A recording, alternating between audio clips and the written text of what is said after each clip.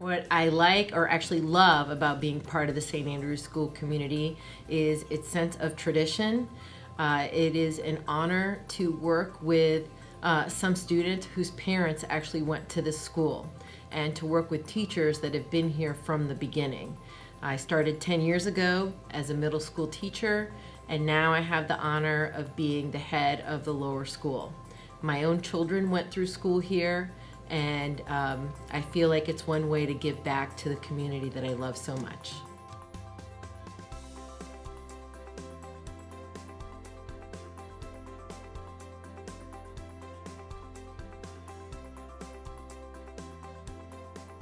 St. Andrews is really special because it's like a unique school. My earliest memory of St. Andrews is probably when I walked into kindergarten and I was like, oh my gosh, it's a new place. And then I became friends instantly because it was nice and I had got a lot of friends. The people at St. Andrews, everyone's very nice, the students, the staff, the teachers, the headmaster.